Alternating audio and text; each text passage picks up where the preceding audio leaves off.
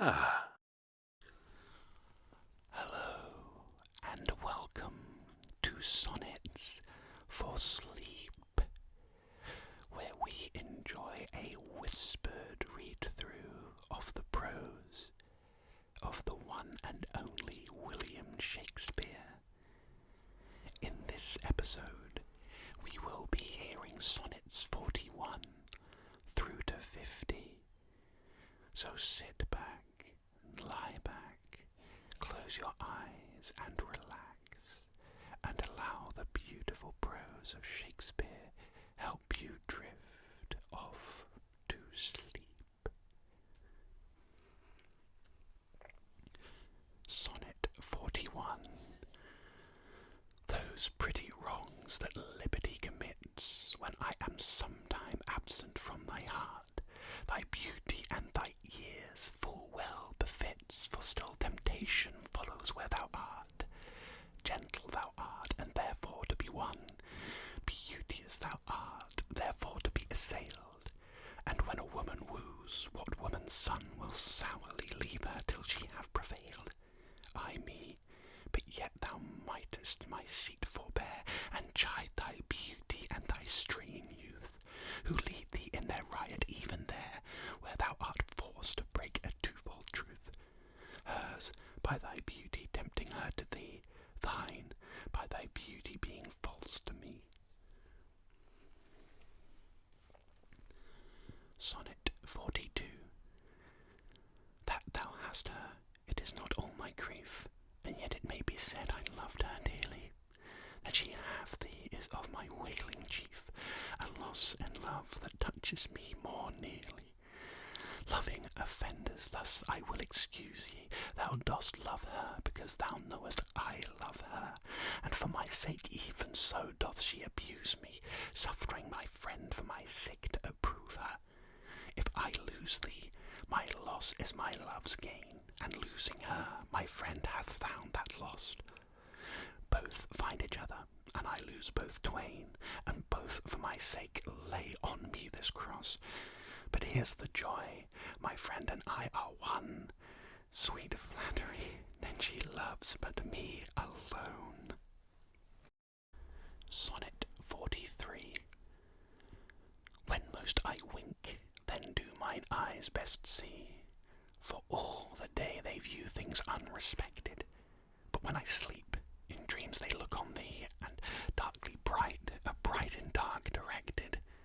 Then thou, whose shadows doth make bright, how would thy shadows form happy show, to the clear day with thy much clearer light, when to unseeing eyes thy shades shine so? How would, I say, my eyes be blessed made, by looking on thee in the living day, when in dead night thy fair imperfect shade through heavy sleep on sightless eyes doth stay. All days are nights to see till I see thee, and nights bright days when dreams do show thee me. Sonnet 44. If the dull substance of my flesh were thought, injurious distance should not stop my way, for then despite of space I would be brought from limits far remote where thou dost stay. No matter then, although my foot did stand upon the farthest earth removed from thee, for nimble thought can jump both sea and land, as soon as think the place where he should be. But thought kills me that I am not thought, to leap large lengths of miles when thou art gone, but that so much of earth and water wrought. I must attend at time's leisure with my moan, receiving naught by elements so slow, but heavy tears, badges of either's woe. Sonnet 45. The other two, light air and purging fire, are both with thee, wherever I abide.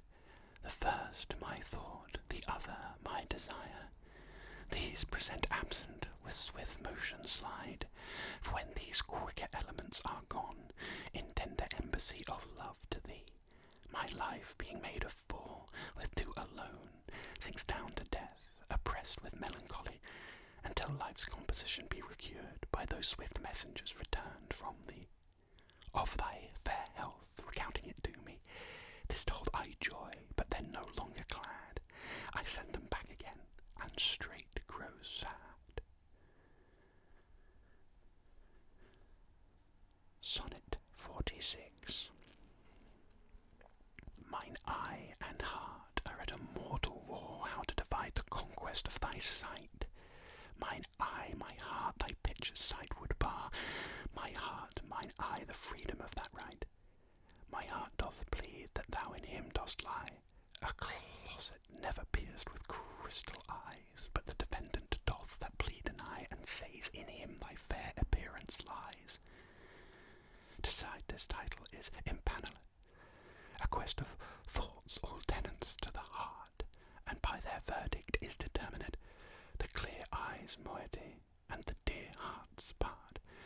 As thus mine eye's due is thy outward part, and my heart's right, thy inward love of heart.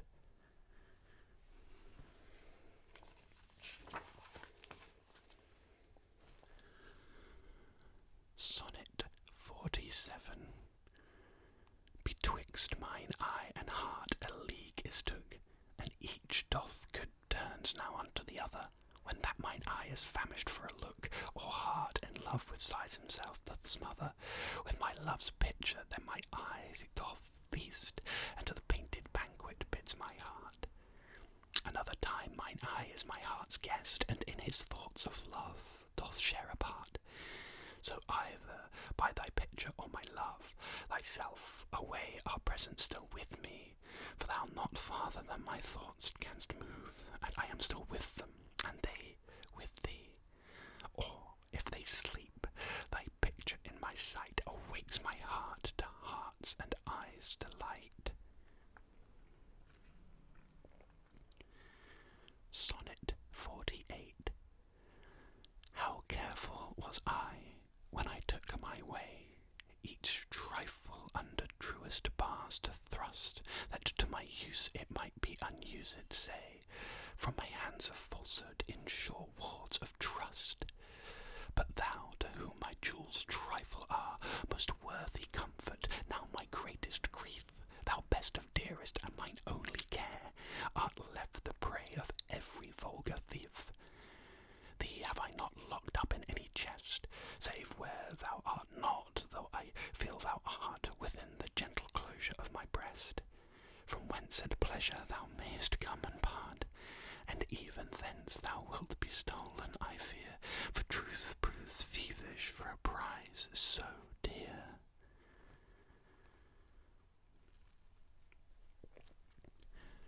Sonnet 49.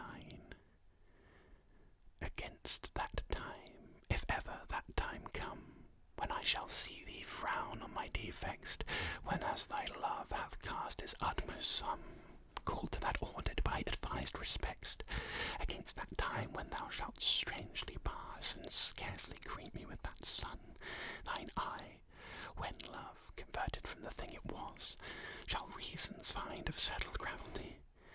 Against that time I ensconce me here, within the knowledge of mine own desert, and this my hand against myself uprear, to guard the lawful reasons on thy part.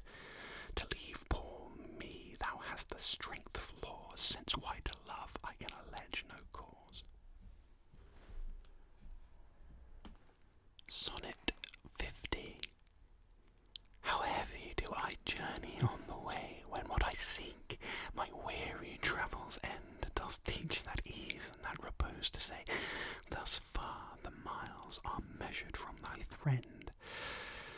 The beast that bears me, tired with my woe, plods duly on to bear that weight in me, as if by some instinct the wretch did know his rider loved not speed, being made from thee.